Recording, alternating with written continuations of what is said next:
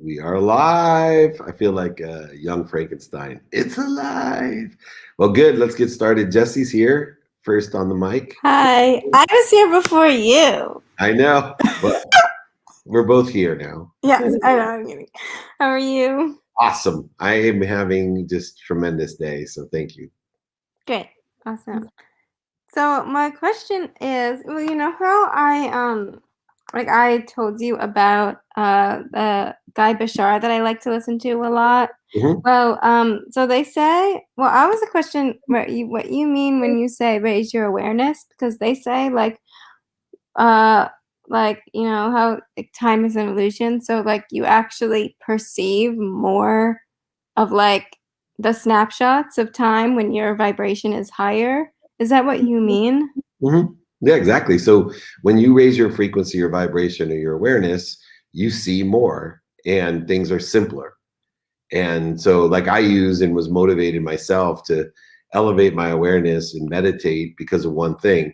I understood when it was explained to me, what if I could raise my awareness just to know when to buy or sell? What a powerful thing in the pragmatic realm to know when to buy or sell, where people go through, get so busy working, they forget to make money. The easiest way to make money is to buy something low and sell it high. So, what if I could elevate my awareness to say, oh, that's a good deal. I'm going to buy it here. And oops, this is a good time to sell. And that to me is a matter, basic awareness that can change your life forever. I mean, imagine if I could teach people, specifically ran a class. Imagine how much money I would make if I had a Dave Meltzer buy low, sell high class. And I could guarantee that I could teach you to raise your awareness, to buy low and sell high. I don't know exactly how to do that. I can work around the concepts and be statistically improve somebody, but I'm not to the point where I could guarantee it. But I think that that is a capability someday I'd like to have, or I'm aspiring to have, is to teach people specifically to elevate their awareness per some sort of objective in which I can quantifiably change somebody's life. So, raise your awareness to be more healthy, to buy low, sell higher, whatever else is important that can change lives quantitatively and instantly. So absolutely practice elevating your frequency. Once again, you have such a head start on everyone else because you're doing it at such an earlier age. I wish I would have even been on the same path, reading the same things and understanding and pursuing what you are, because you'll see when you're my age, you'll be like, man, now I know what he's talking about. This is incredible, as you're impacting millions and millions of people. Okay. Thank you. I'm gonna have to watch this again because I'm not really sure I completely understood it. So can you tell me after you watch it what I said? I'll try. No. I'm gonna give you one last piece. You can only be aware of that which vibrates equal to or less than you.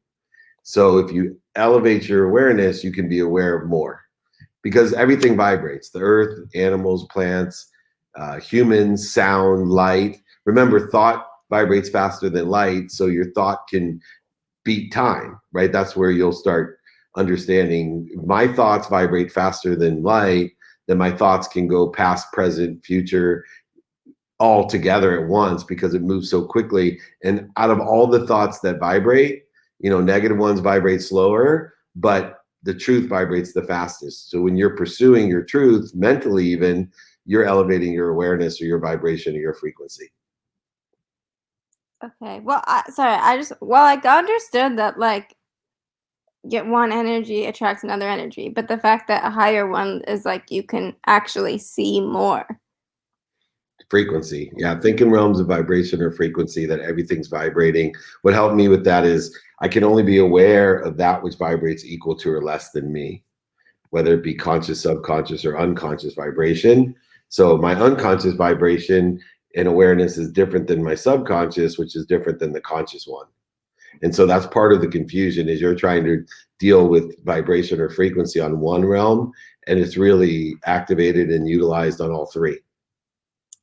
Okay. Thank you. And keep learning. We'll get there. Okay. It's Thank like an you. onion. It has layers. You'll keep peeling them off. Okay. All right. Thank Thanks, you. Jesse. You guys didn't know the youngest person in our group would have the deepest questions, right? Hey.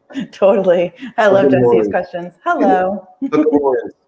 Yeah. Oh, yes. Yes. It's a snow day here in Texas, which is insane. So I'm wearing a hat because it's too cold to take a shower. Nice. So I'm totally honest. All right. So my question for you today is, so you've been saying forever, I mean, I pretty much listen to you every single day, and every single day I hear you say, be kind to your future self and do good deeds. And I've been noticing it's unreal now. Like, it just subconsciously, it's in my brain, and I'll do things where something will happen and I'll be like, oh, that's what he means by that. Or, oh, that's what he means. So instead of assuming what you mean by that, I wanted to ask you, why do you specifically say those things? And what is your message for us? So specifically, life is simple. And when people are just curious how I should think, act, be, believe, to me, kindness is the easy answer. And so if I look upon every person that I meet, everything that I do, every situation I'm in, if I ask myself one simple question, how can I be kind to my future self? Right? Where's the light, the love, and the lessons in this? How can I not right? I don't have to be right. I don't have to be offended. I just want to be kind. And that wins over. So I always say, be kind to your future self. And when I say do good deeds, specifically, I mean find the light, the love, and the lessons in everything that you do. If you have free time, think about some way that you could make something better. The place that you're sitting better, the people you talk to better, someone you walk by better. And there's really simple ways that kindness can be projected and to give into other people and make them feel good. Thank you so much. Can I help? Yes, it's beautiful. Thank you. Thank you. I appreciate you. Thank I you. appreciate you. I appreciate you every day. Thank you. Thank you. I see you there. I see you. All right. My rose from afar, Sahara Rose. There she is. Hi, Dave. How are you? Very good. You're looking very corporate today, as if you go into a meeting. You don't see the bottom half, though. It's okay.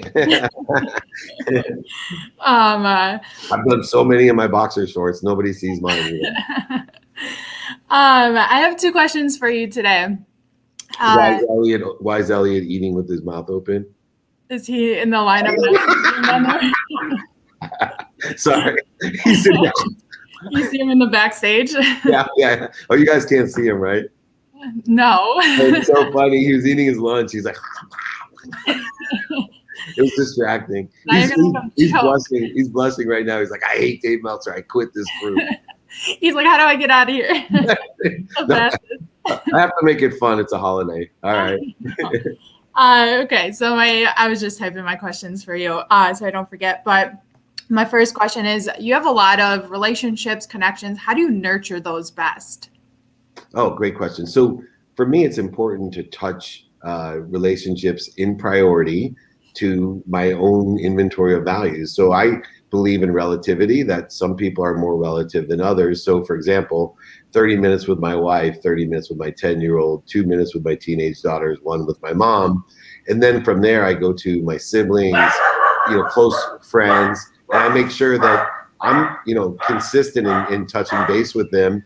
And very quickly, like I still adhere to these minutes, right? And I use minimum. So I have a best friend in Ohio who I've spent, once a week, a minimum of, probably 2 minutes a week, just calling and saying, hey, I'm thinking about you, checking in. But then he had a surgery.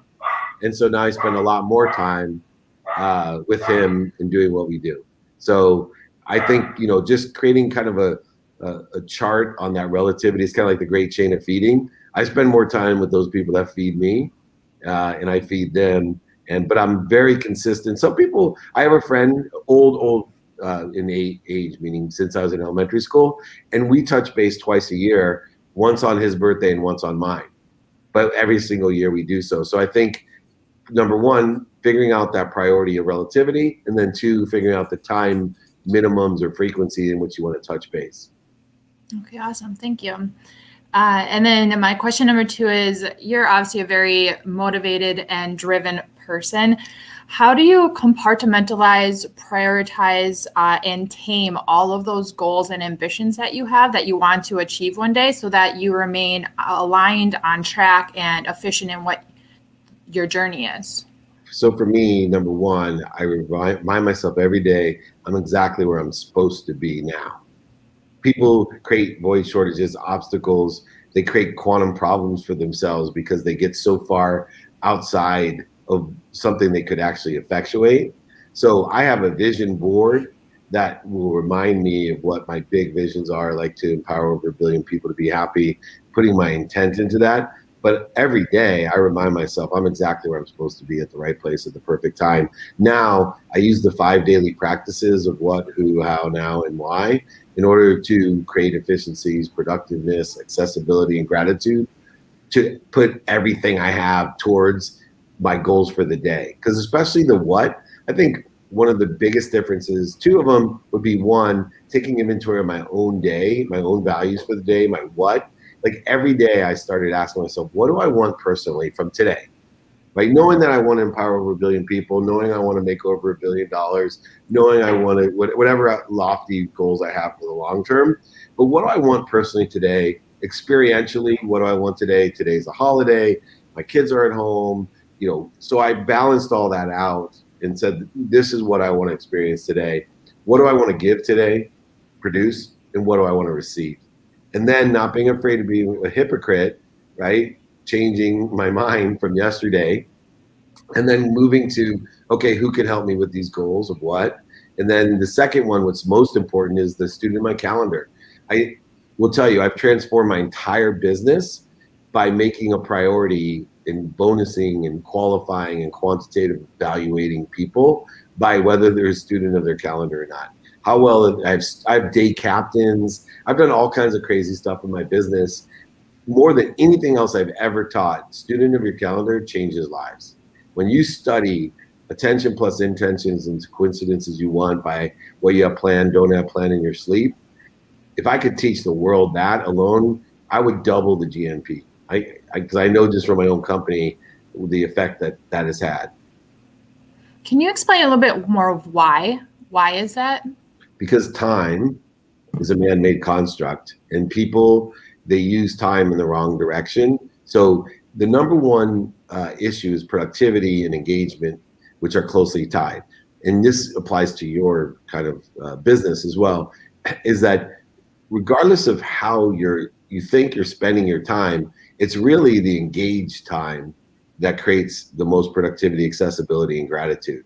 Accessibility, productivity, and gratitude will provide a quantitative result in this world.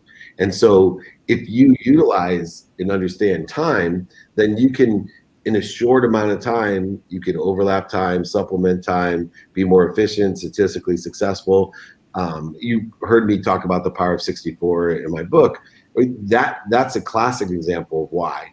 Because if you can get someone to be twice as productive, twice as efficient, and twice as statistically successful 7 days a week, you're talking about an incredible difference in productivity. So, the way that I do it, it's 56 days of productivity a week just by utilizing the power of 64.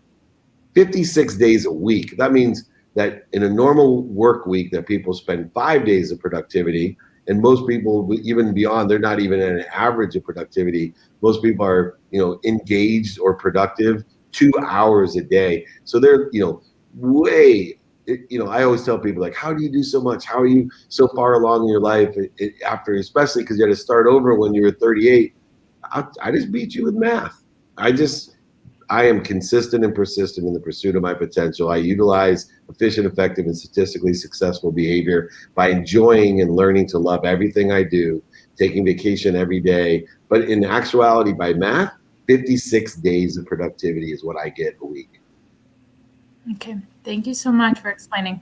Yeah, great questions. All right. Bye, Dave. Bye. Thank you. All right, my breakfast buddy, what's going on? You too. What's up, man? Love you.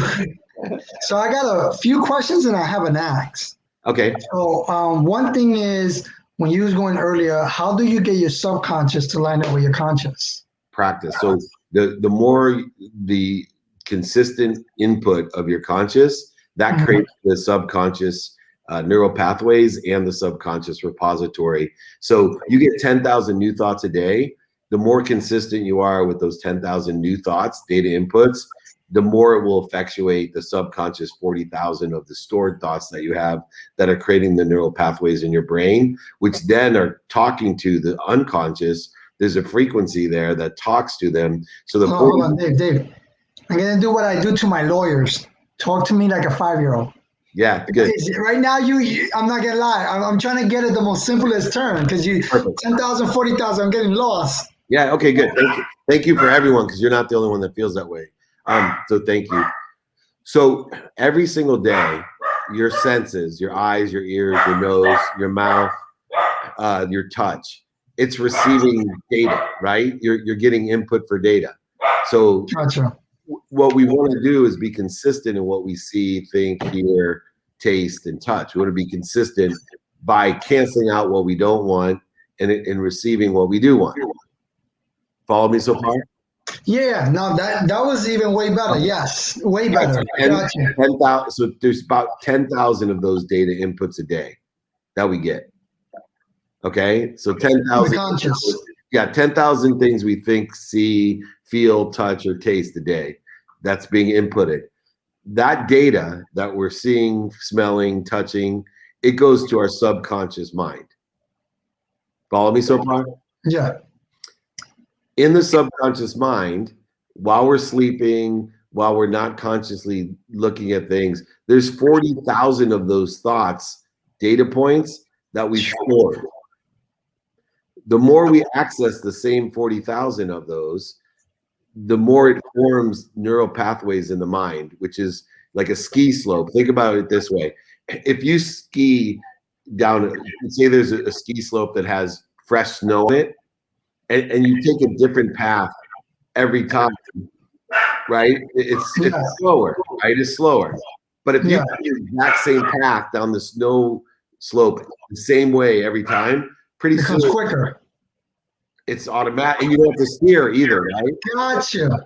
So then that ski slope, if it's created and ingrained every day, and it's just part of it starts becoming part of the unconscious. You don't even have to, it's not even in the subconscious, it's part of you, it's part of your personality traits. You wake up and you say to yourself, I gotta go work out or else, right? Not, oh, I should go work out, or man, I really don't want to work out. Yeah, got you. Okay. So that's how you intertwine them. Okay, and then it becomes just you.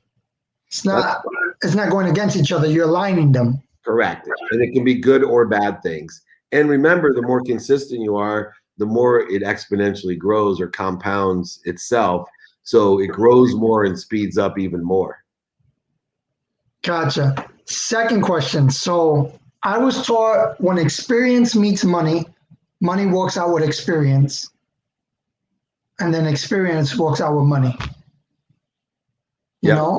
So what I'm doing to develop, I went to a man who's, developed almost $1 billion in assets. His daughters don't want to take over the business. He's a pretty wealthy guy. So I said, listen, my dream is to develop. We'll do the deals together.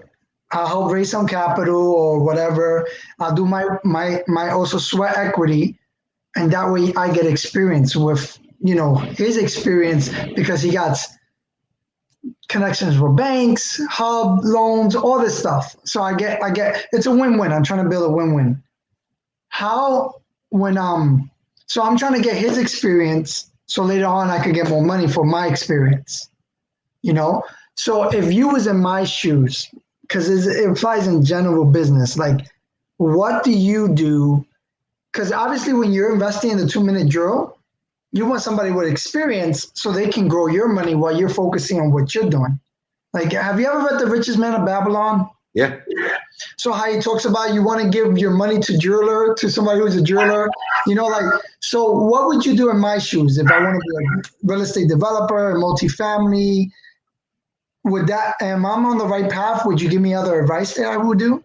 No, I mean, for me, there's a few things. Situational knowledge. How quickly can you adhere that situational knowledge? I start with, your what. So now the next question is who sits in the position that you want to be in.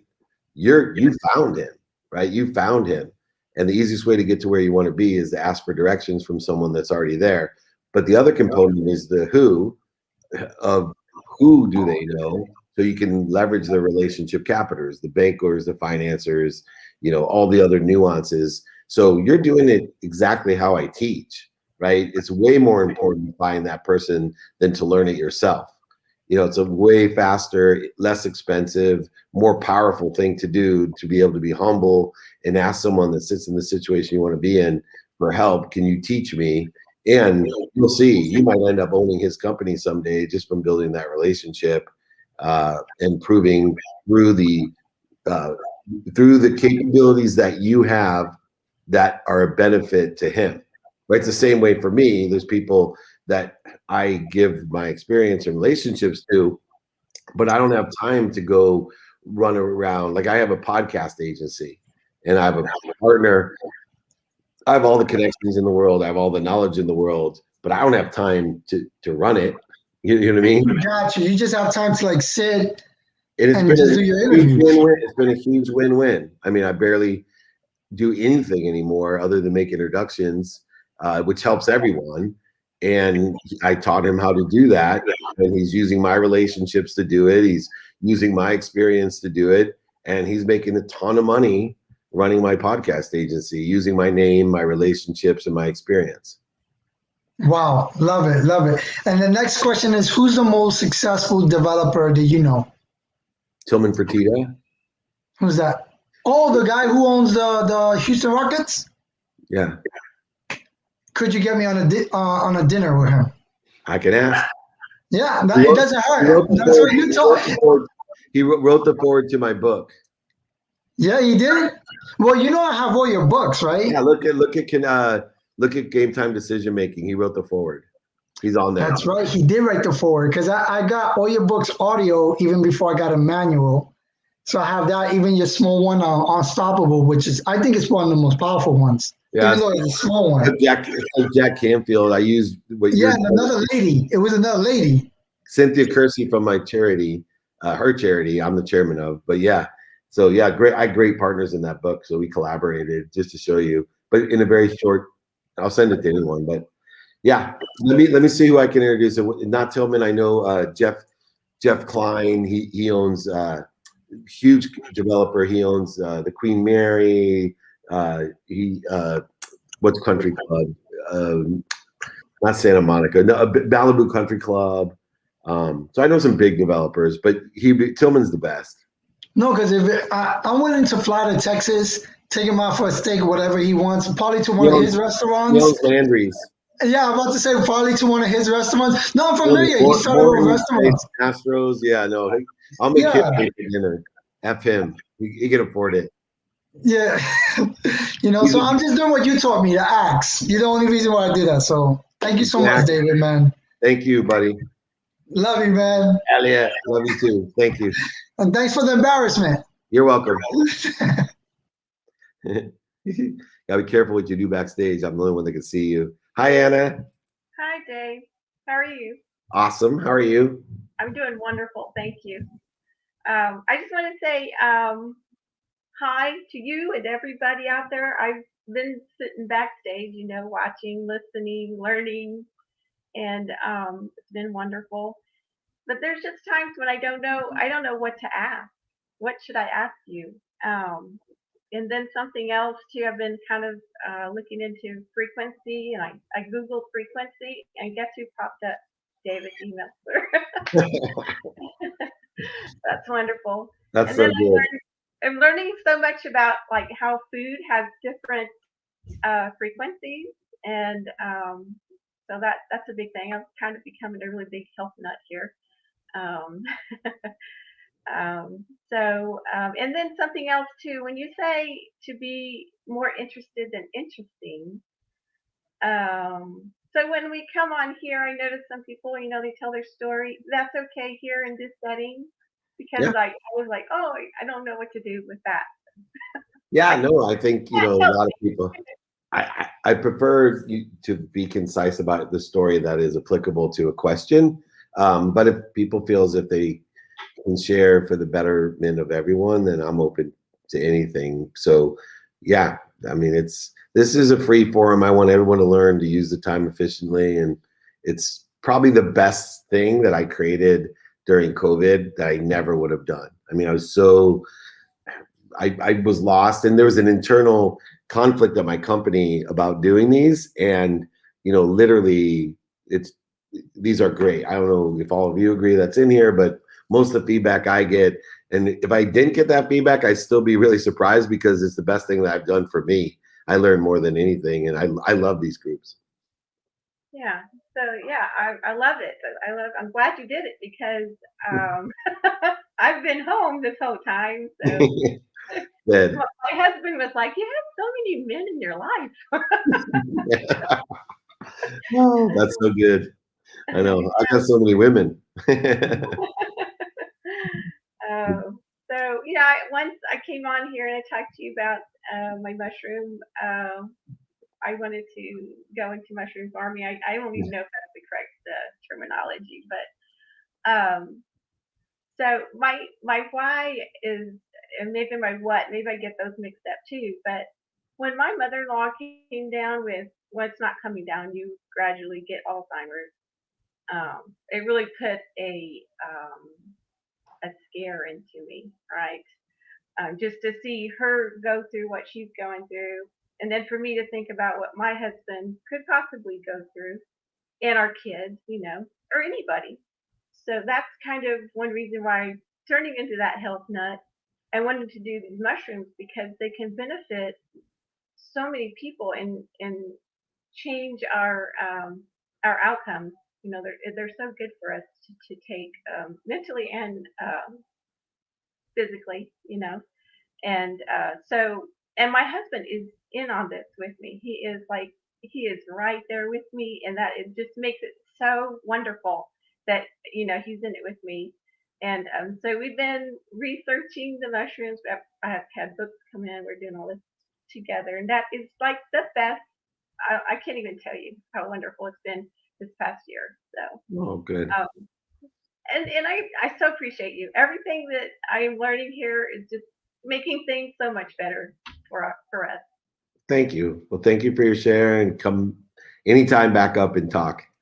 Okay. All right. Thank you. Thank you, Anna. Perfect. That's awesome.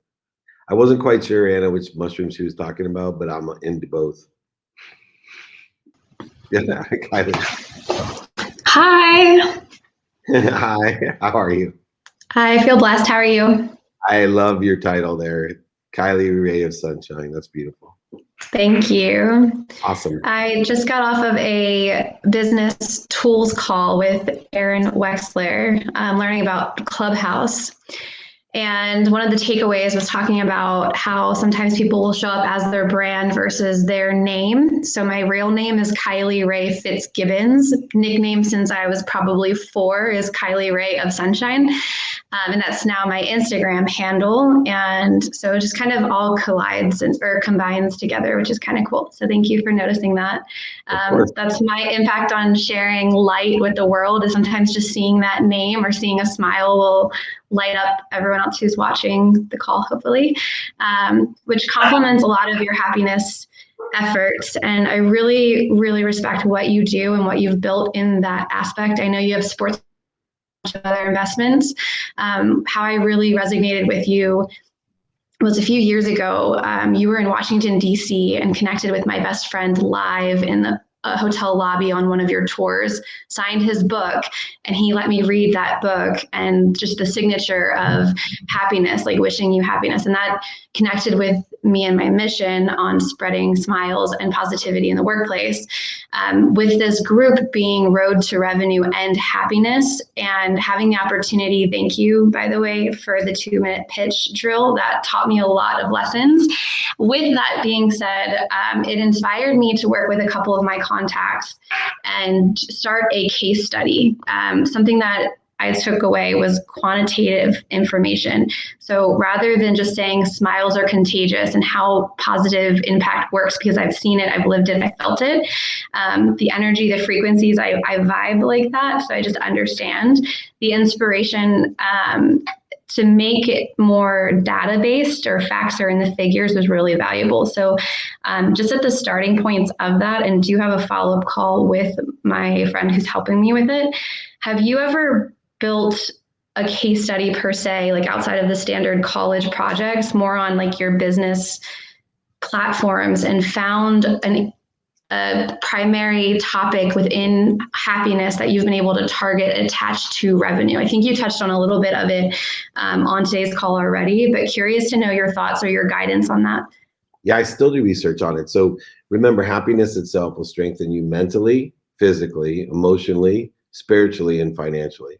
So if you take 5 of those powers of happiness and can quantitative tell somebody, okay, if I can strengthen you mentally, what would that mean for you? And you could actually put numbers down and dollars down, probably even to strengthening mentally. I can remember things better. I can be more efficient with my time, spiritually, financially, obviously, emotionally, right? How much time do you waste, for example, outside of happiness? How much time do you waste with the need to be right, offended, separate, inferior, superior, anxious, frustrated, guilty, angry? How much time, emotion, and money and resources have you wasted?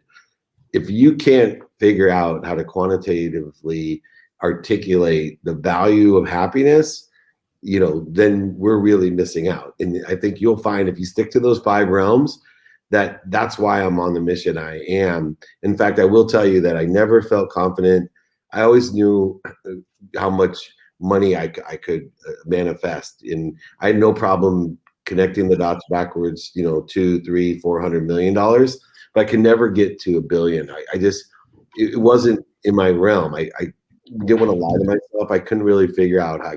Once I figured out how to empower over 1 billion people to be happy, it became really clear to me the money part, and then the impact part, and all these different things quantitatively. So I think just getting a little bit more clarity on the buckets that you think happiness empowers us with, the money or the quantitative analysis will be easy.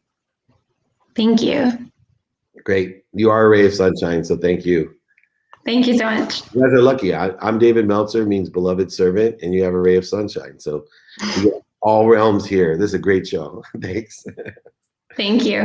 You got it. Take care. Cool. Miguel, what's going on? David, how you doing? Awesome. What do you got for me?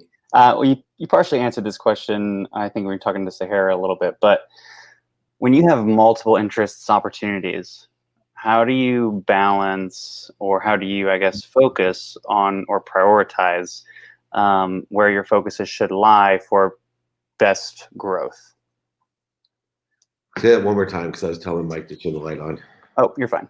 So if you have multiple interests and opportunities, right, as a growing entrepreneur, most of us do. Yeah. Right. So you have one that is doing well, then you shift and it kind of starts to do this. How do you put time, attention, and energy, or how do you decide what to focus on to make sure that the growth continues or stays where you want it, I guess?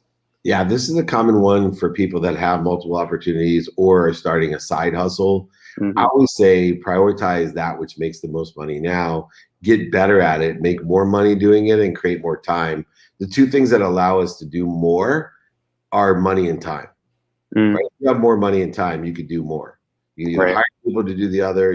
So for me, I'm picking what has the best capability of making money and providing time to me, and I get better at it, which provides more time and more money. So I stay very focused on what I call the legs feed the lion. I make sure that I'm feeding the legs, because if my legs are strong, the lion will be fed and I'll have more opportunities. So look at what you do the best under the guise of how much better can I get at making money and how much better can I get at saving time. And you'll have all types of opportunities that you're able and capable of taking care of. Got it. Perfect. Thanks. You got a good question, by the way. Thank you. Thank you. All right. Here she is. Janine, I see her. Hey, how's it going? Amazing. How are you?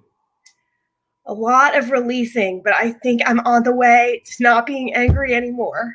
Good. Me too. Let it out. It's fine. So, I don't know. I've just like been like this for the past few days. That actually sort of is my question, though. Well, the last question Michael had is interesting too, because I mean that's I pretty much am like trying to figure that out also. But I guess what I was already thinking about was the fact that I like backed down from certain things I'm doing that were unpaid. Like not officially, I just essentially like slacked off, if you will, in order to prioritize other things that were unpaid, which were more urgent or seemed, I guess, more fruitful, but also to sort of make connections towards paid opportunities. But then, so yes, I did the prioritizing, but then in the meantime, I like sort of dropped the ball on some things. I'm just wondering like how you handle that. I really don't regret it though, because I can't let myself get burned out or like be angry, you know. Yeah, first of all, forgive yourself. You're being too hard on yourself. So breathe. Right? The real issue is we have to take time to need to take a step back and love yourself, right? Because you're stuck in all these different doubts of what's missing, what I shoulda, coulda, would have done. And the truth is that I could do that all day long. And people perceive my life as an amazing life. And so do I. But I could focus in on all of the shoulda, coulda, wouldas. I could focus in on what's missing, what I don't want, what other people want from me. And that's the true key to your happiness right now is you cannot stumble on these roadblocks behind you. You're a wonderful person with all these capabilities. You're exactly where you're supposed to be. And you're going to start and stop wasting all this energy, analyzing, overanalyzing, doubling back, tripling back on what it could have, should have, would have. And even within this context of this call, right, you've gone back and forth on yourself and done this analyzing, and there's no need. Just stop. Just stop, breathe, give yourself some mantras, learn to love you, know that everybody in the world is on the same journey you on. We're just learning. And you can go ahead and reprioritize. The thing is, one of the things I think will help you, just instead of looking at this over analytical status of all these different questions that you have, just ask yourself one question. What have I learned? What have I learned? And go and look at these things, the jobs, the prioritization. What did I learn about this? Okay, I've learned that next time I would do this. And that may not work, but I've learned that I better look for the lesson and enjoy it. You're beating yourself up over nothing. You got to implement gratitude and forgiveness. Take accountability. Don't take yourself so seriously. All the different things that I teach can be incorporated into this one segment where, it's good that you're releasing this anxiety and anger, but truly you need to learn just to love you and your journey, and you'll get there faster. You have plenty of capabilities, tons of lessons, and just stay in a centered place. Try initially, when you get off into this anxiety zone, get back into the learning zone before you try to react, because I can see you physically out in the anxiety zone and you're trying to deal with it in the anxiety zone instead of just taking a deep breath, coming back into the learning zone, and then trying to figure out, what am I supposed to learn here? But you can't learn when you're in the anxiety zone. You can't be happy when you're in the anxiety zone. So you utilize this methodology of gratitude, forgiveness, accountability, breathing, getting back to center, stop, drop, and roll. All of these things. This is about mindset. And so you need to, number one, change your mindset and your heart set, and you'll be able to effectuate the conscious continuum, which we discussed with Elliot earlier, in a much more efficient and effective way. Does that sound fair? Yes, thanks. All right. Make sure you breathe. Okay. All right. We love you. Thank you. Thanks. There we go. Mike is holding on there. There he is. Super energy, man. Dave, you do such a good job with this stuff, man. It's pretty incredible. I just wanted to thank you. Still waiting on the contacts in Miami. Yeah. The holidays slowed me down. I didn't get any responses, but I have a friend that's the CTO of Clearwater who wants to meet you, got arm boosters, but I just haven't heard back. But I'll jump on it after the holiday. That's awesome. Thanks so much, Dave. And also, I think between Super Bowl and the holiday, I got less of a response than I normally do from my network. Well, hey, I got to ask. And also, I was going to tell you, too, I'm going to interview Greg Reed tomorrow on my TV show, so that's going to be huge. But that's great. And thanks, Dave. You're amazing. It's like So you're a miracle worker, Dave. We love you. Keep it up. Say hi to Greg for me, though, okay? I will. Awesome. Thank you. He was my mentors when I first started. He Oh, helped me great. write my book. He helped me write my first book. Oh, nice. Okay, great. More stuff for me to talk about with He's him. one of my best friends. He's one of my best friends. He's a good guy. I'm so honored to talk to him then. This is great. Cool. Thank you, brother. All right. Thanks. I like how he's always working out when he's with me. Gigi. Hi, David. How are you? Hi. Good. I made my wife jealous on accident by you. You DM me and I'm like, oh my God, I love Gigi. And I was lying in bed and she goes, who's Gigi? And I to show her. I'm like, oh no. I have some great news. I've got my first client. Hey.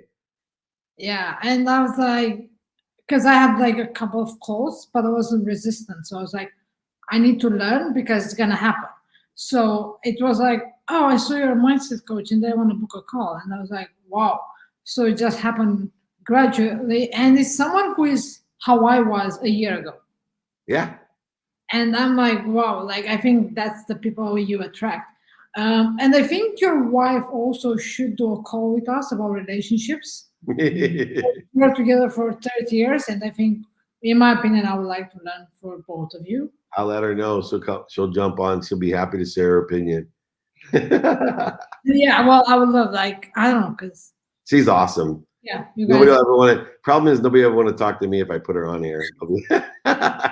They're like, whoa, wait a second. Now I know where David's learning all this stuff. The source, we found her. So that's congratulations. That's awesome. Yeah, and I have a few questions. Okay. About like family things and gaslighting. Like in our culture is like if you're a woman, all you have to do is get married and have kids. Like that's it. And if you don't do that, you're a problem. And we just had a conversation, not a conversation that would be like nicely put, but it's like one of our friend's sister got married and she's like, I'm so happy I got rid of this because she's 30. And I was like there, and you're like, yeah, with girls like you and your sister, if you're talking to my brother, is like this huge thing. And I reacted. I say, like, this is not normal and stuff like that. And they just gaslight on me. So I know I'm not going to change them, but this goes to the forgiveness part of me and feeling worthy. And how do I do that work and let them be where they are? Understand and forgive. So you're right there, right? So, this is years of, of programming. And so we can't blame them because for 5 generations, they've been taught that girls are supposed to get married and have children. And since they've been a young parent, since you've been a baby, your parents have sat there going, I can't wait to have grandkids.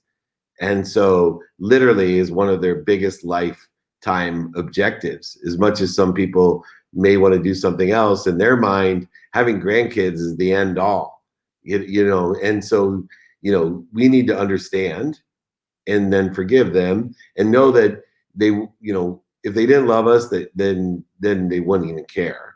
So it's good that they care, and we don't have to agree with them. It's your life. And in the end, if they don't want to have a relationship with you because you're not listening to them, then where was the relationship anyway? And I tell people all the time, then you go ahead and bring that up to them. The easiest way to address these issues are, and I did with my own mom. What do you want from me? And it ended up being she wanted me to be healthy, happy, appreciate her, and love her. Oh, okay, so you don't need me to be a lawyer. Oh, you don't need me to, go here and, go to temple every Friday night with you.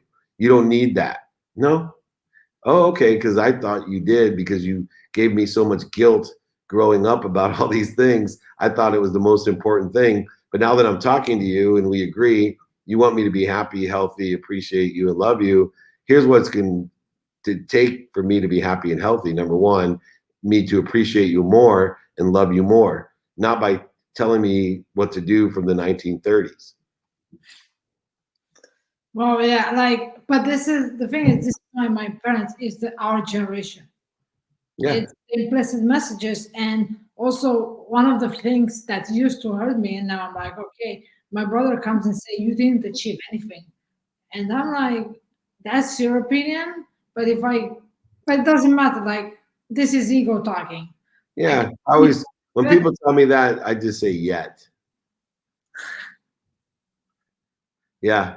Yeah. People laugh at me, scoff at me, make fun of me. They'll eventually applaud me. So you could have, told Jeff Bezos when he was selling books out of his garage, he didn't achieve anything, and he would tell you yet.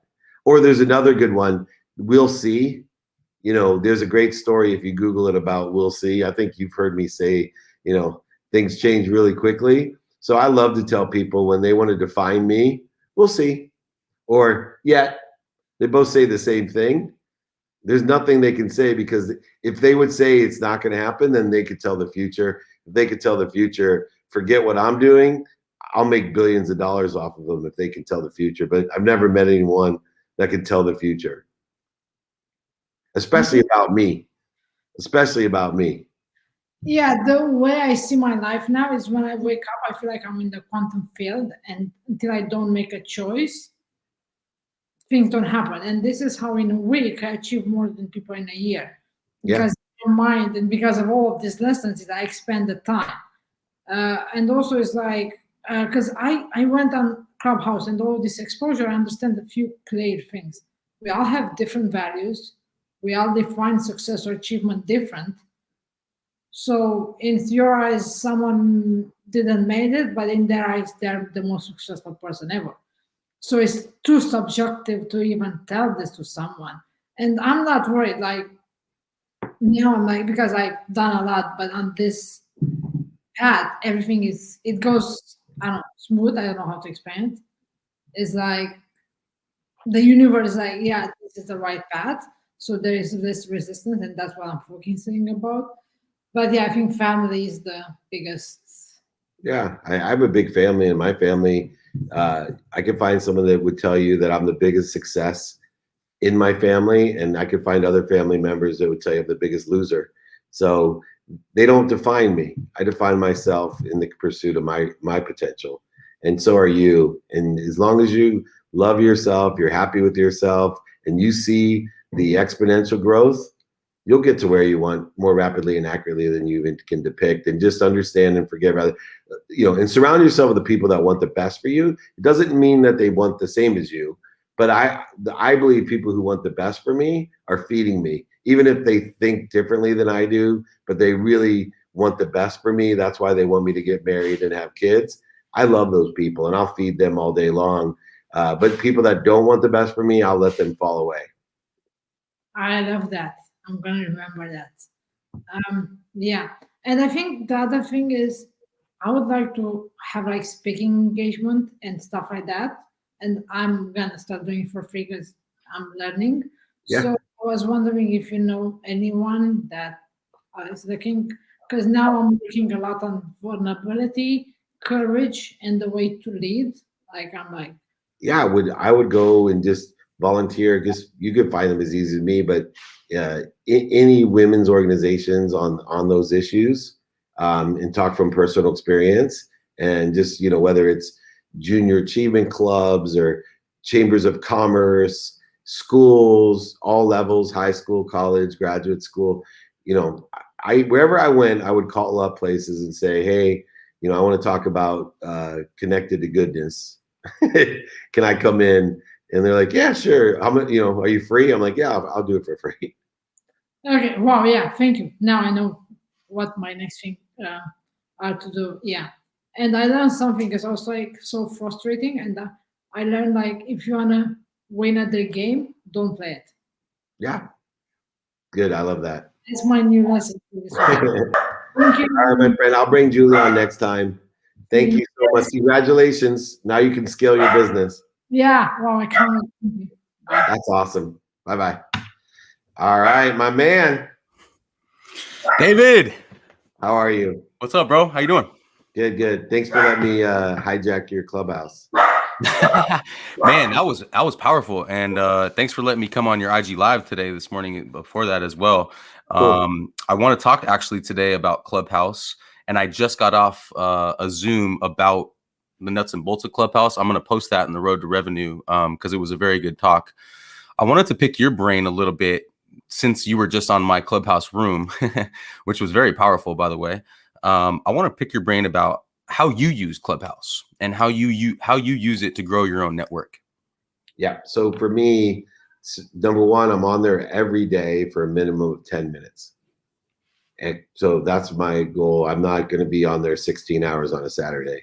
Right. So I believe in consistent, persistent behavior. So I have, number one, set shows that I'll participate in. So for me, it's Mondays at 3 p.m. I have, which is my whole Monday setup, is Ask Me Anything setup. So I've kind of dictated whether it be the private coaching group, whether it be asking me anything on IG or asking me anything on Clubhouse. That's Monday. Then I get invited, or I go and seek different groups like yours, clubs, and I let people know, hey man, I'll come on, give me 10 minutes, I'll bring it for 10, and if I can do more, I will. And yeah, so I love that. And I do that. And then I'm part-time on a show. They want me full-time, but a Wednesday show for podcasting. And then Thursday, once again, it's just cannibalizing whoever's clubs it is. Spending a minimum of 10 minutes, that's it. And then Friday, I do the Breakfast of Champions show for Glenn Lundy, that 6 a.m. to 7, which is, already established big show, which I coach Glenn. So I helped him set up his own show. So I think the Thursday and then Friday and Saturday is 10 minutes. So I think if you have a balance, the biggest mistake I see people make is, they just want to get followers. So the pod squad on there. Look, in the end, you're going to end up creating a mess for yourself, because remember, it's the type of followers. Like, I want guys like Aaron Wexler and Gigi following me. I don't necessarily, they will follow some, but I don't want the majority of my followers being kids who like seeing me dance on TikTok, right? I want people that are on a mission, that are going to continue the mission and be a part and educate me, allow me to educate them and their crowds and learn from them as well. So it's very positive. I just think some people are on the wrong track that I see in there. And they'll see, look, it's still beta. So when it starts expanding, I'm not sure you want on Clubhouse, a million people that are just following you. Right. Right. And that's where I stand. And I did the same thing on Instagram. I could easily have with what I do, if I wanted followers, 2-3 million followers, but I don't. I want people who are really engaged. Right. No, that makes sense. Could you expand on that a little bit and talk about how it directly correlates to growing your own business? Yeah. So for me, I believe in the laws of attraction. So part of utilizing the law of gravity and the law of Goya is these platforms that I use by giving value. And what happens is, if you consistently keep giving values, people like you are like, man, this guy changed my life. It's true. I want better access to him. So I'll join his private coaching to get better access to him. And then they could come and get private coaching group, and they get the access that exceeds their expectation. And they're like, whoa, someday I'd like to have one-on-one business advisory, or I'd like to have Dave on my podcast, or help me write a book, or I have, my best business venture ever in my life. I want Dave to be on the board of advisors. All these things happen because I provide value, and I let my recips eloquer, right? That was for itself. I let me speak for myself. I'm not going to go on your thing today and just sell stuff. Right. And I hear people all the time like, you think you're actually like, the only people you're going to attract are people who want to be sold, and you're going to create a problem for yourself. Right. No, that absolutely makes sense. I know we're both students of Gary Vee. Gary Vee talks a lot about content, right? Put stuff out there. I actually wanted to just take a minute here to talk to anyone out there, including me, right? Including myself, who might not have something that's transactionable. Yeah. See, the thing is, like, not everyone has a private group that you can go to. I went 4 years without a transaction. Yeah. Right. So, this transaction started for me because Gary used to get on my shit. Like, Dave, you got to ask for something. I'm like, I do free trainings, but people can't fly out to my free trainings. And then COVID hit, and all of a sudden everybody could come to my free training. And then once people saw the free stuff, I've always given my books for free. Yeah. So look, eventually you'll have a big enough community that you'll be able to articulate a quantitative value. Look, nobody in this private groups would tell me, because they get their money back if they did, literally, that they're not getting $50 worth. Right. So, Right. and I'm doing India because I have my TV show in India. It's one of the most popular ones now. So I'm going to do a $4 recorded course because of time and numbers. But they're talking about, like millions of people subscribing to a $4 course, right? I'm not doing it for the money. I'm doing it because I can reach 4 million people, and their culture there would rather pay 4 million. It has more value, $4, than to get it for free. Right. No, that makes sense. Could you expand a little bit more though on that? Because like, for example, for Gigi, right? And huge congrats to her for getting her first client. Not all of us have a service that we know what it is yet. See, like for me, my offer is my podcast, right? If you like what I'm talking about, go listen to my podcast, which to me, that's part of growing my audience right now. But I wanted you to just talk a little bit about what is your message and what is your offer? Because a lot of people just don't know, Yeah. So my message, right, is to teach people to enjoy the consistent, persistent pursuit of their potential. That's my message. Right. And you do that through 4 core values: gratitude, empathy, accountability, effective communication. And I teach 5 daily practices: the what, the who, the how, the now, and the why. My ask is to come join me, right? My ask is to come join me in something that I'm doing. Right. And to hopefully be empowered so that you learn enough that you can teach what I'm teaching in your own perspective to somebody else, with the goal of what? Empowering over 1 billion people to create a collective consciousness of happiness. Right. I love that. Well, what do you recommend to someone who doesn't have the ask yet? Who doesn't have your podcast? Just keep sending everybody to your podcast, but don't build an audience, build a community. Right. An audience is listening to you. A community is engaging with ambassadors. They'll tell you what they need. Everyone out there, like your goal, whatever you're doing, if it's on social media, should be to build your community, and they'll tell you what they want from you. I like that. They'll tell you, they'll come out and say, hey, can I advertise on your podcast? Hey, will you coach me? Hey, will you teach me how to do that? All the stuff that I do is what people asked of me, including my very first coaching. I stepped off a stage years ago, and some kid said, will you be my business coach? I said, I'm not even sure what that is, but you can't afford me. I don't have time. And I decided, I said, dude, there's a period of time when I'm available. On Sundays, my wife and family doesn't really get going till 8. Well, I'm up at 4 every morning. So, but on Sundays, I'm done with all my stuff by about 7. I have like an hour that was dead time. Yeah. And I really didn't want to do another hour of research. So I said, dude, meet me at the picnic table in my community. Bring 3 friends. I'll meet with you guys for an hour and help you. Donate $100 to charity every month, and I'll help you guys. That's cool. And that's how my coaching practice, which is literally one of the top coaching practices in the world. I coach chairmen of billions of dollars of companies, millionaires, entrepreneurs, celebrities, athletes, entertainers, all because some kid, when I walked off stage, wanted my help. Well, that's amazing. I mean, do you recommend that people like me who are, entering this space of podcasting and thought leadership, and, do we want to set something up like that, like in the back of our mind? Do I need to have a private group later? I'm working on my book too, or just let it happen. Okay. Yeah. Just keep putting out what you do, creating value, build a community, not an audience. Okay. I like that. You'll start seeing repetitive asks. Okay. Yeah, I do like that. You will. Hey, and before I go, have you ever interviewed David Portnoy? Yeah. Portnoy?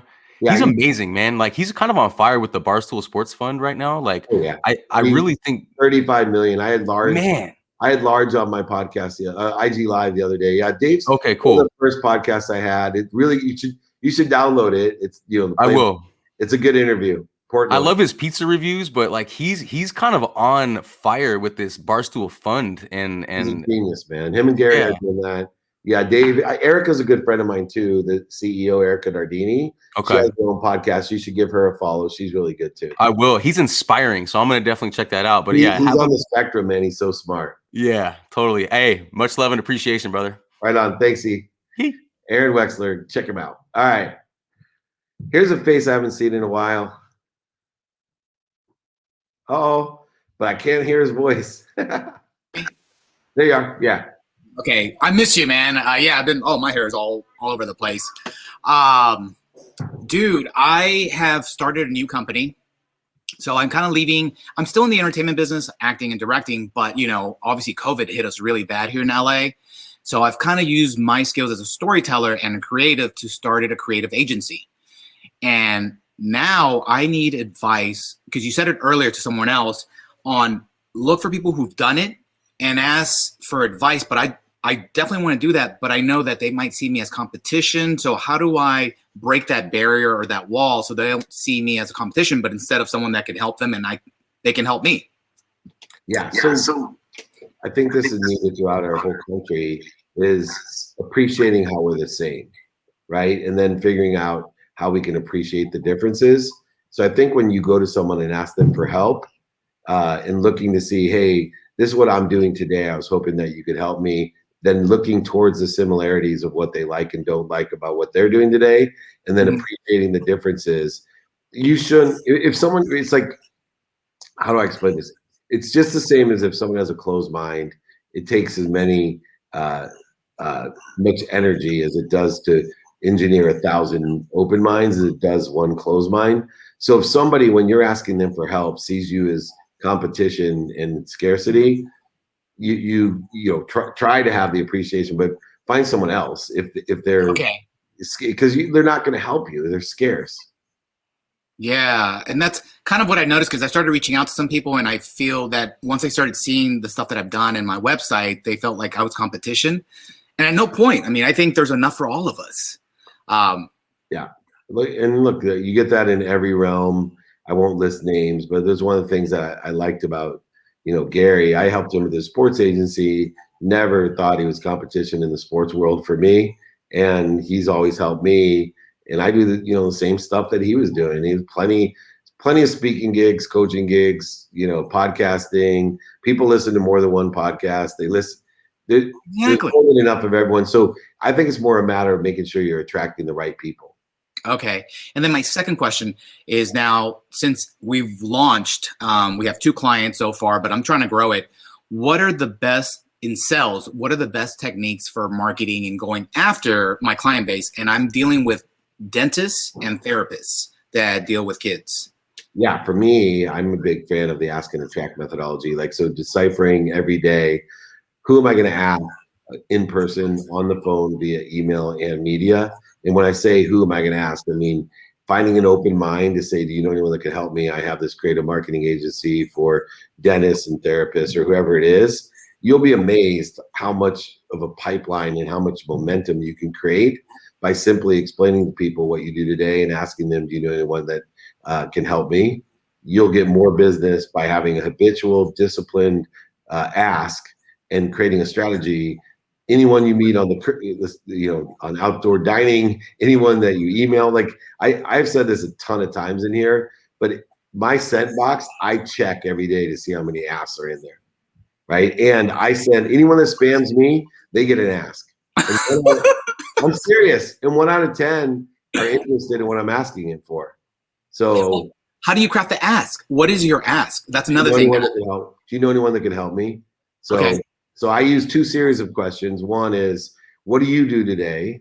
What do you like about it? What don't you like about it? Then I lead them to the capabilities that I have to see how I could be of service or value or get business. And then it leads to, hey, by the way, do you know anyone that can help me?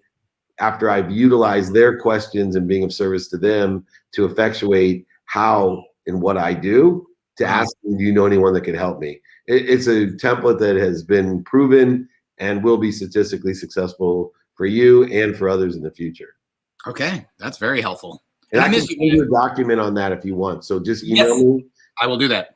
David@dmeltzer.com. And what should I put as a subject? Put in ask and attract. Ask and attract. And I love this group. Like the questions that were asked earlier, I'm learning so much. I love this group. So I'm happy to be back. I've just been focused on building this business. Welcome back. Thank you. All right, brother. Cool. Osh, Bosh, by gosh, my man Shosh. Hey, good to see you, David. That's a cool jacket. That's a cool. It's a bad day for everyone. It is. Thanks for bearing with it. I love these groups too. Christina, she didn't even shower. She just put her hat on. I know. I have my hairband, but it's real savage lockdown levels at the moment. Cool. But no, thanks, Dave.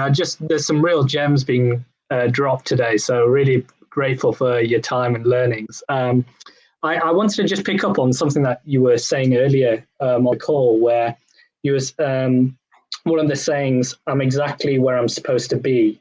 Could you explain why that's so important and has such impact of being able to reset? It's a really good question, and I'm glad that you picked up on it. So what happens is if we're not happy where we're supposed to be, it's actually a mechanism or a catalyst to focus in on what's missing. Think about it. If you're not happy where you're supposed to be, then your intention and attention's on what's missing. So the basis of being able to create a foundation to see what you want, not what's missing or what other people want for you or what you don't want, which are all contextually part of not being happy where you're at. If you're not happy where you're at, then you're susceptible to focusing on what's missing, right? To being somewhere else, or what other people want for you or what you don't want. And these are the three most common things that deter our attention and intention, or the mathematical equation of luck. So it's essential that you start with the foundation. Man, I'm happy where I'm at. I'm exactly where I'm supposed to be. Progress, not perfection. Because once I come to that conclusion and realization and confidence that I'm exactly where I'm supposed to be at the right place at the perfect time, now I can focus in on what I want, not what's missing, what I don't want, or what other people want for me. That's amazing. Because when I used to hear it, whether it's, and I always, maybe this is the ego-based consciousness, is I thought it's, you're settling for something less than you can be by doing that. But that is an amazing way of saying it. Yeah, and then it's the same as receiving, right? Like, oh, I'm being selfish by wanting to receive. No, not if your full intention is to give your life away, or learning to love yourself. Like, I used to think that was narcissistic and egotistical, but I can't give what I don't have. So the more I love myself, the more I can love other people. But what I also found is the more they love me.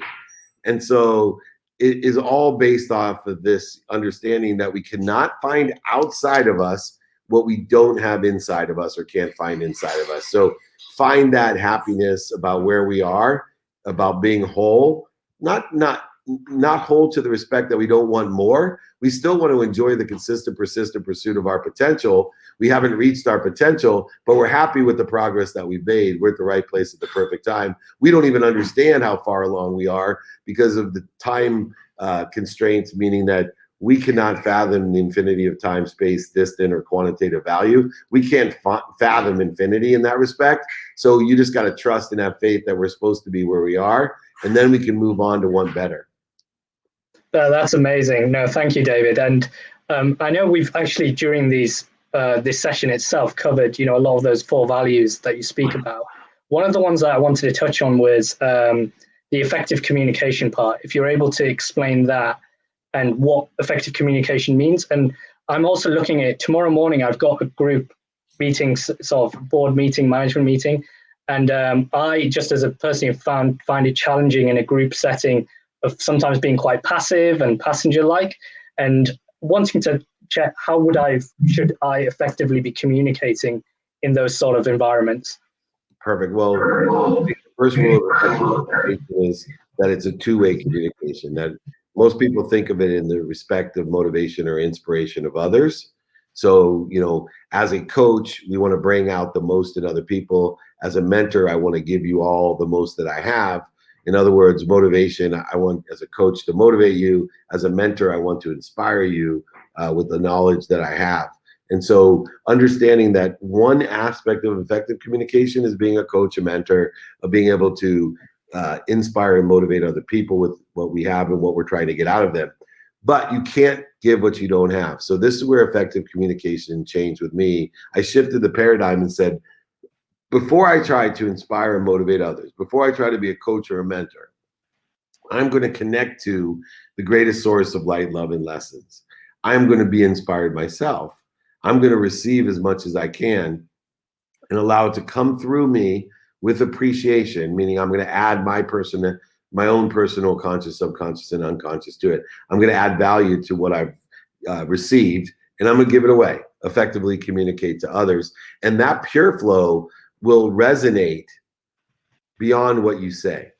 You know, it's not what you say, it's what they hear, but they will hear you much better when you connect to the source first and allow it to come through you than try just to talk to people or for people. Talk through you. Oh, that's amazing. I love that final part. Thank you. Thanks so much, David. Appreciate all the gems. Thank you for bringing it out. Cool. Awesome. All right. My superhero, man. This guy just kicks butt. What's up, Jeremy? Hey. I've been connecting people with you to get your free book. And I know I've been doing that kind of a lot lately. Is that still okay? I know that you guys are mailing them out, but I was like, you know what? I should probably ask. As many people as you can. All right. That's what it's there for. Got it. And I followed up with the president at Alera. So you and Jake should be getting a call from him. Cool. He just replied and said that we had the big convention last week. That's why I didn't reply. So thanks for connecting, you guys. And then also, they're a little sad, but I actually am giving my 2 weeks, aka it's going to be my last day at my job today. So after this call, I'm just prepping myself. That's why I was just on this call doing it. But I wound up, luckily, because your advice just kind of ask and attract, right? Like I was calling on some pretty big companies and they all told these companies, you got to recruit this kid. If not, he's going to be going, like, we're going to give him our business. So luckily, the 4th largest firm in the entire country gave me an offer, and just so excited, man. So just want to say thank you for all your help. My wife and I were just like, can you believe this is happening to us? So it's just beyond exciting. So, but my question is, so now getting promoted to vice president for commercial lines for this company, and wanted to see, I can't bring my clients, obviously, you know, signing your contract, that's their book of business now. I can't bring any of the prospects that I've ever came in contact with. So basically I'm starting from zero, which I'm totally fine with. But with that being said, I wrote a couple things I think you'll say, but if I missed anything, just let me know. The ask and attract, power of 64, and 5 to thrive. Besides those kind of mindsets, is there anything else that you would be doing in my position? Yeah. Number one thing is to take inventory of your values first. So all of those things you definitely want to do. So remember, every day, especially in a new situation, you need to know your what. And so if you can know personally, what do I want today in this new job? Experientially, what do I want? Giving wise, production wise, what do I want? And then receiving wise every day. And then don't be afraid of being a hypocrite about it. Saying, shit, I didn't know anything. Now today I want this. Now that I learned that this is the person that I want to be with, learning with, this is the product line I want to sell better, whatever it is. But make sure that you start with that foundation of what, then you can go to the who, the how, the now, and the why, which is through those different aspects of asking and attracting is the who, right? How is student in your calendar, now is doing it now, and then 5 is practice ending fear, which is the why. And then you use in the sales context the 5 to thrive by stimulating interest, transitioning interest, sharing a vision, managing and develop a vision, and share and thriving. Just remember credibility, emotional attachment, quantifying the reasons, impacts, and capable. So the other one is RIC. So 2 things. Take inventory of values every day. Don't be afraid of being a hypocrite. Okay. And then remember your RICs. The reasons, impacts, and capabilities. Can you articulate the quantifiable value greater than what you're asking for? Got it, man. Okay. Any other advice after that one? Because I'm just so excited. But obviously, keep making a lot of money, helping a lot of people, and having a lot of fun. Give away as many of my books as you can. Actually, I made a pin of it and a poster of it. Says it right there. It says make a lot of money, help a lot of people, have a lot of fun. Just to kind of put it in my thing. It's the top one right there. Nice. I see it. Love it. Thank you so much. It works. You're proof. Thank you. Bye. Bye. That's gold. Hey, Steven. Dave, very nice to meet you. My wife needs me. Hold on. Yeah. That's also what I like about the private group. It's real. Very nice to meet you. I've been a part of the group for a minute, but I've also been starting a company, and I'm trying to allocate a little bit more time towards education, growing, and stuff like that. But it's just been balls to the wall with 12-hour work days and all that jazz. So what we do, I'm a stand-up comedian, and I've been vertically integrating the processes of a stand-up comedian and fundraiser, right? So incorporated a company at the beginning of last year, and event production and fundraising. Obviously, COVID threw that for a loop. And now we've been doing virtual shows, corporate shows and fundraising shows. And we've got to a point where, you know, it's a booking agency, event production, stand-up comedy. We're writing, we're doing a bunch of partnerships with Lululemon and all this stuff. But the part of the company that I really want to grow that I do not have a lot of space in is in the sponsorship space. And so I was hoping to get a little pointer, a little direction on what I should be doing to build upon that. So, you know, we have a show on March 19th where there's like 15,000 women's lacrosse players on the show that we're performing for and all that stuff. But I just don't really know the process of finding sponsorship, right? I'm doing a lot of cold outreach on LinkedIn and don't really have the relationships built up just about yet.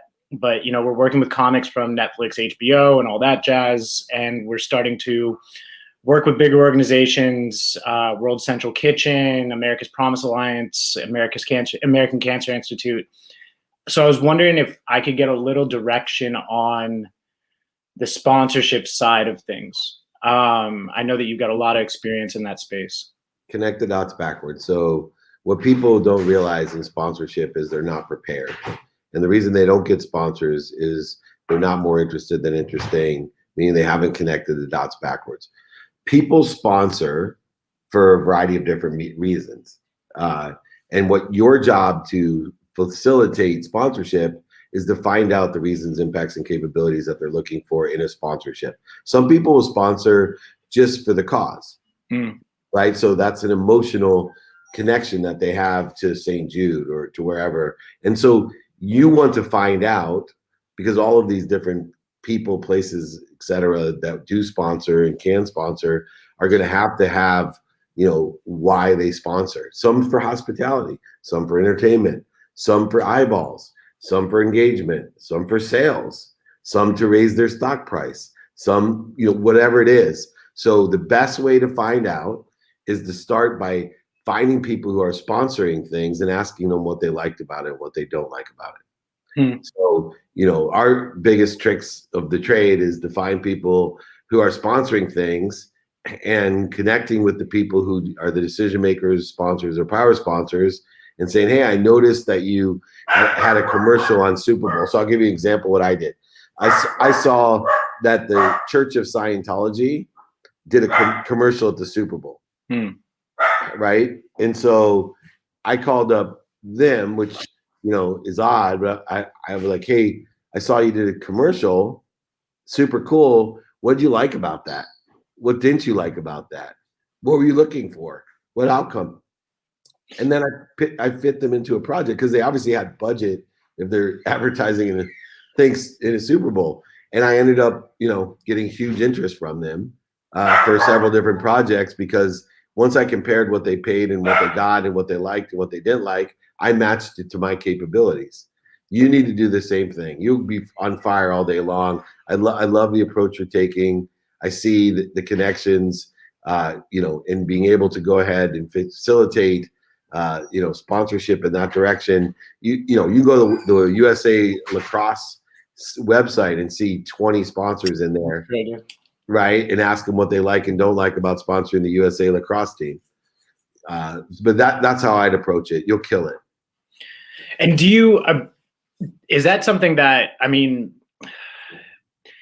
currently right now I'm dealing with a bandwidth issue, right? You know, writing for these shows, developing all the relationships, doing all the outreach. You know, we've done 135 virtual shows since the pandemic started. Is it something that you can get like a virtual assistant or some sort of Fiverr situation, or is that something that you typically would like somebody to be a lot more well-versed in that? I'll hook you up with a VA group because they can set up calls for you to close. So that's how I would do it.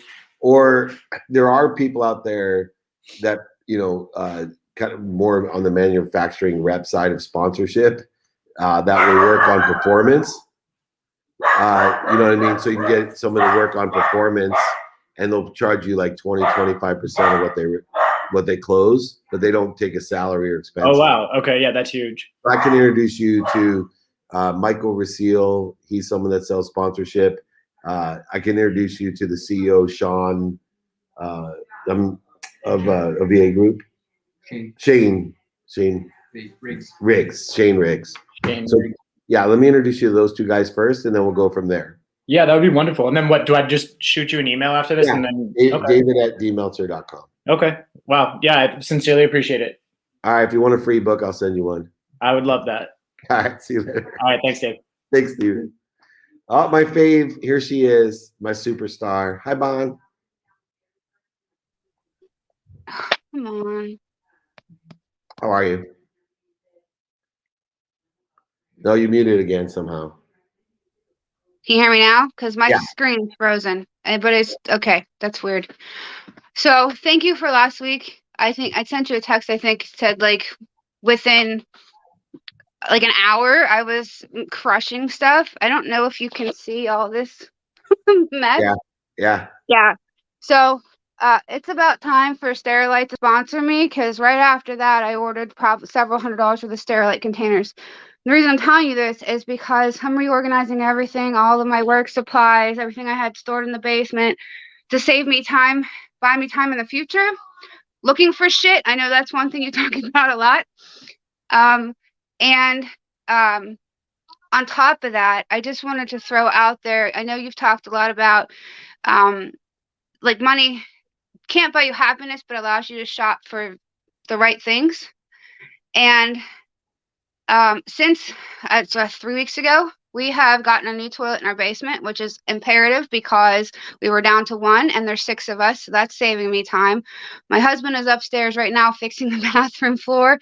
And I think I sent you a picture. We haven't had running water in our bathroom sink in over 8 years. And again, it caused quite an issue. And now we have running water, which is going to save me a ton of time. And it's all fixed and it's all going to be beautiful because he's putting in a new vinyl floor.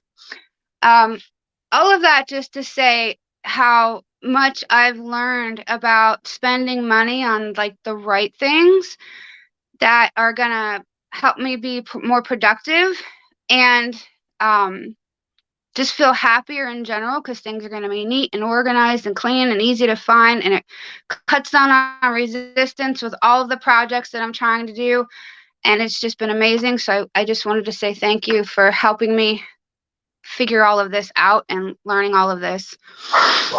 I'm proud of you. I thought I lost you. I can't see you. It makes you healthy. Makes you healthier too. So you're on the right track, and I'm always here for you. Thank you. I do have one big ask, and I don't know. I sent it in an email, but I think it got buried in the other thing I sent. I am my lovely VA. She's also saving me time. She's fabulous, but because she's in the Philippines, there was some trouble logging in and stuff, and she started prospecting on LinkedIn for me, and I upgraded my account, and I got locked out. I can't contact anybody, even like through the app on the web. I can't log into my account, and I don't know if you know somebody maybe that I can talk to that could help me fix that. Email Mike Allen. He's sitting next to me. He will try his best. So okay. Mike Allen at dmeltzer.com. No, M Allen, MALLEN at dmeltzer.com. Okay, thank you. I appreciate it so much, and thank you again, because that helped me. Oh, I did end up calling Todd myself and just telling him that I figured out what was bothering me, and it was just the idea of selling or promoting myself based on anxiety, but that I don't mind talking about in fact, I'll be happy to talk about the lessons I've learned from it and working through it and working with you. And he was obviously totally cool with that. So perfect. Got all that off my chest. Congratulations, and they interviewed me for the newspaper for you, so that should be coming out soon. Yay. Fabulous. Thank you so much. You got it. Exciting. Thank you. All right, I'll talk to you soon. Congrats. Another congrats. Thank you. Thank you. The name of the show. All right, last but not least, my young Buddha Brian in the house. giving us dropping nuggets of wisdom. Here he is. Hey man, how are you, Dave? What's up, Mellow Yellow? Not much, brother. How are you? You good? You good? Amazing. Yeah. So, I am on lesson 107. Truth will correct all my errors in my mind. Okay. So, just to give some kind of context to this question, I love this quote from The Matrix, the second one, right? Where it's like, you didn't come here to make the choice, you've already made it. You're here to understand why you made it. Okay. So, what I've learned specifically from my experience is that I'm an avid seeker, right? So I reach a lot. And what happens is that life teaches me, kind of like basketball, right? You reach, I teach. So when you work too long on the ego, you get caught up because it becomes real. Ego's an illusion. It's like this computer that has completely taken over, or like the Tyler Durden to Fight Club, right? It just kind of takes that position. So there's no you to be in control of.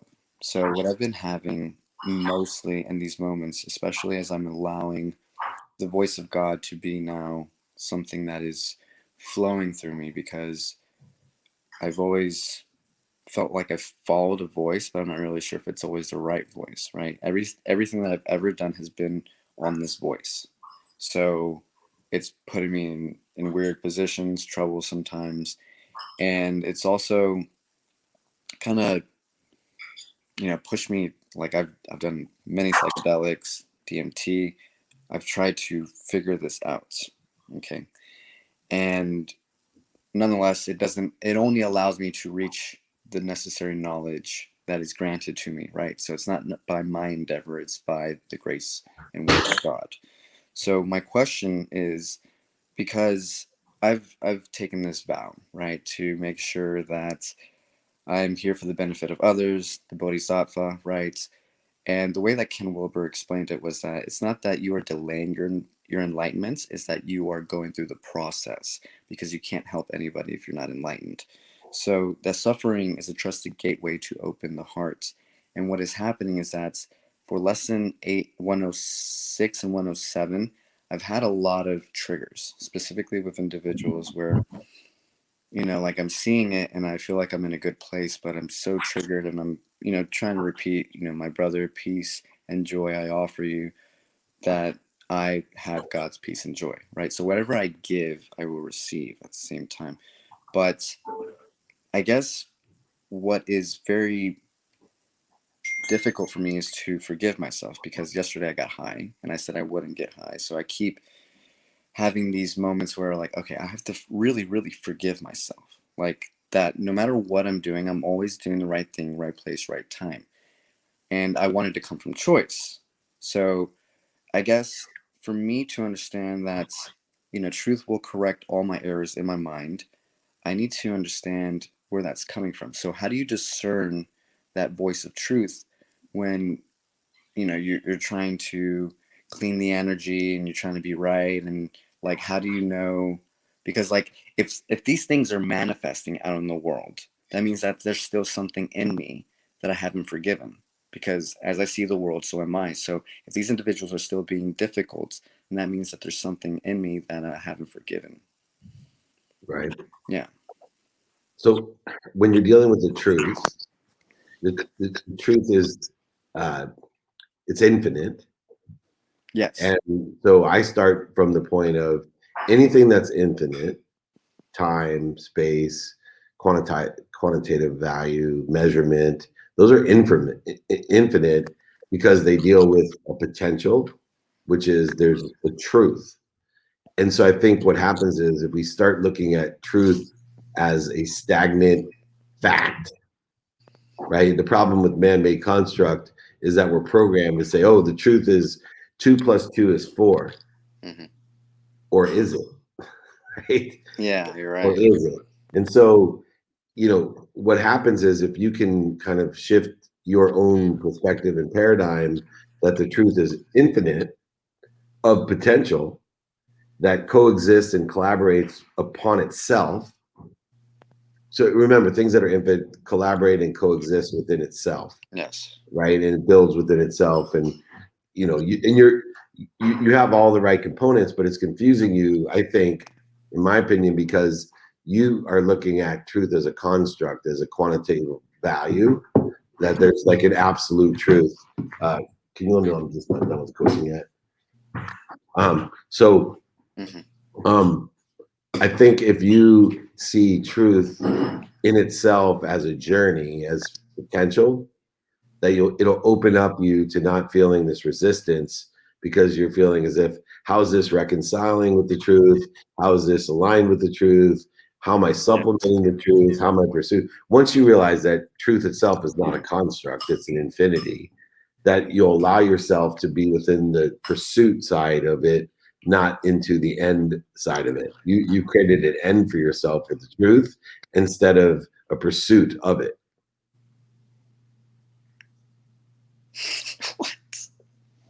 Okay, one more analogy for you. Okay, please. You're a greyhound chasing a rabbit. Yeah. You think you're going to catch the rabbit.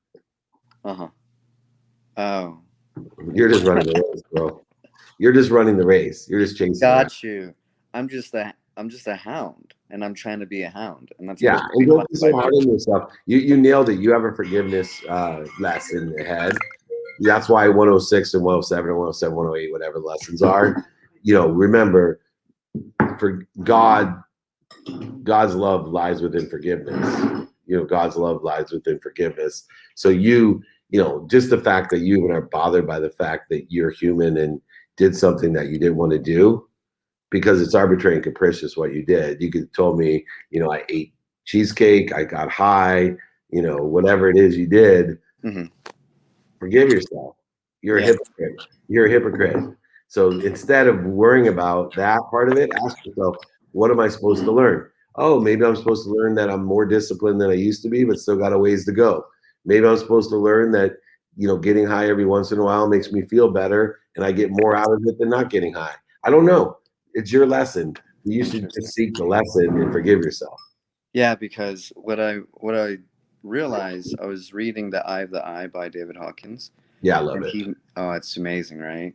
Yeah, Man versus Force. Have you read that? Yeah, I'm on Discovery of the Presence of God right now. So yeah. So he mentions Nisargadatta Maharaj, who was an enlightened master that smoked and ate meats. And he was just like, I don't advocate for things that I the body's gonna have its own habits, right, until it dies. So my master ate meat all the time. Master Dr. Shaw, he's an extraordinary healer. I got off a plane in Las Vegas one time, and he's like, I didn't really know him that well, and he's wearing his whole garb and everything. Yeah. And he's like, I'm starving. I'm like, I'm looking around like, we're at the airport. How the hell am I going to get you like seeds and he looks over at Carl's Jr. He's like, I want to eat there. I'm like, what are you gonna order there? And then he ordered a double Western bacon cheeseburger. I'm not lying, and fries. Man, good times. So one last question before I get off.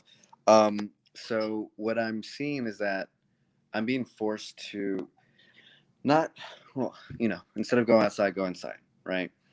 And I need to learn to see my attachments and release those from my loved ones that I love the most. So the ones that I love the most, I have the biggest attachments, and I have an inclination to just cut everybody off. And I know it's that whole like, I cut everybody off so I'm not disappointed and stuff like that.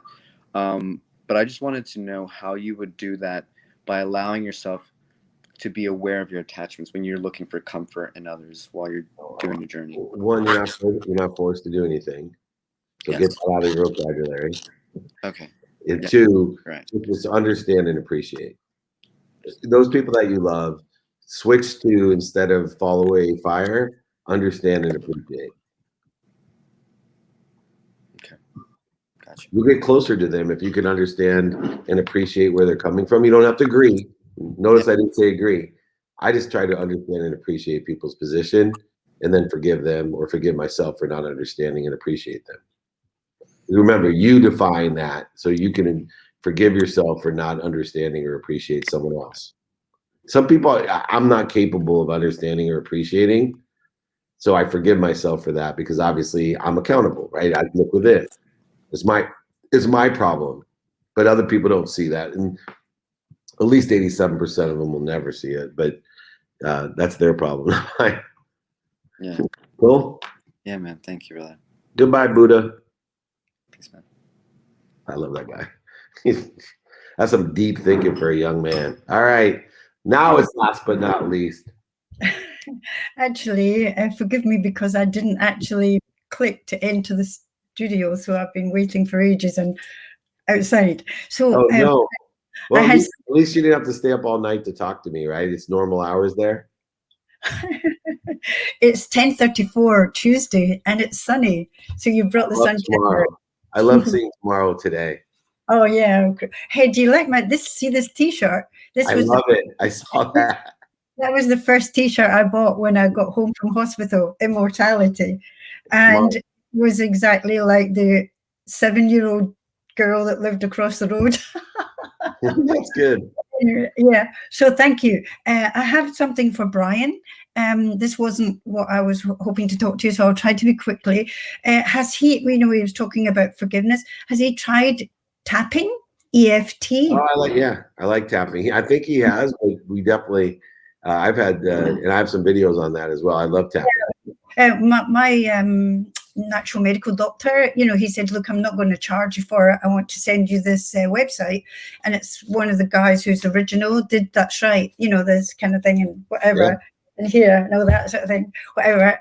So, it could be something that, and you'll find that what he was saying, Brian was saying that there might be something else that he needs to forgive, and tapping through it, it might actually bring that thing to the surface, really, that's deep-seated. So hopefully that could help him for that. And I'm sure there was something else I wanted to share with him, but I'm always nervous in case I'm imposing myself. But I have to ask you this question, please.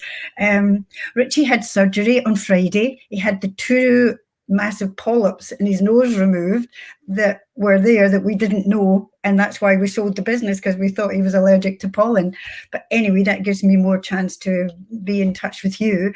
And when he was there, I saw 2 guys who needed help, and I went back the next day to give them some of the supplements in the new business interests I have.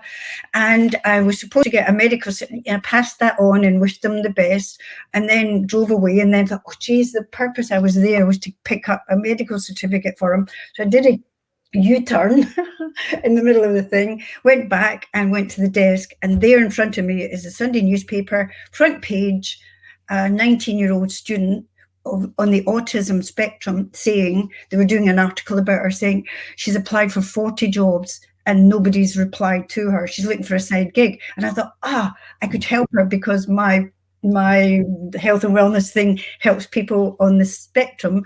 And also she wants to be in gaming. That she's in her 3rd trimester at Wellington.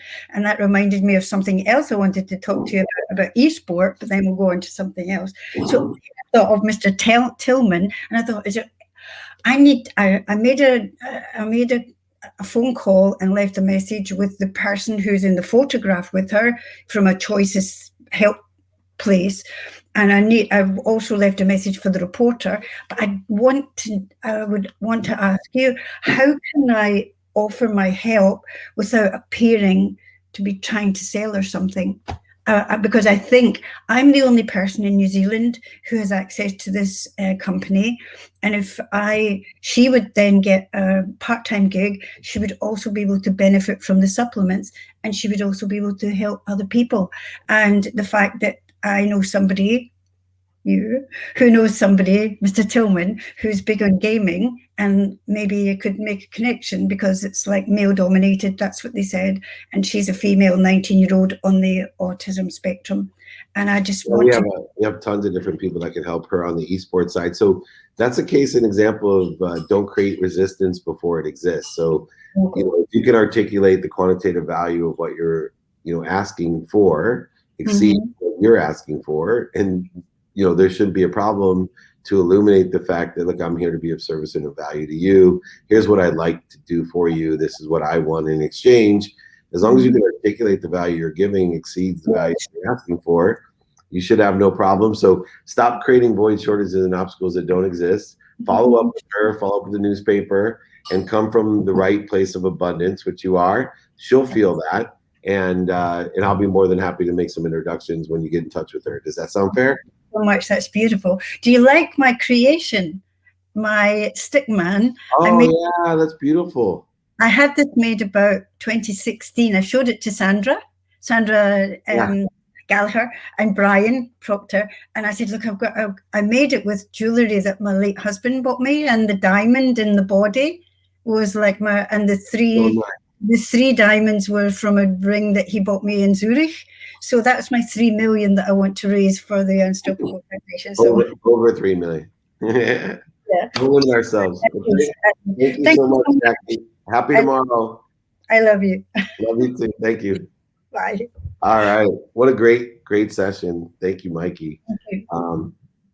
Very cool. Anyway, thank you, everyone.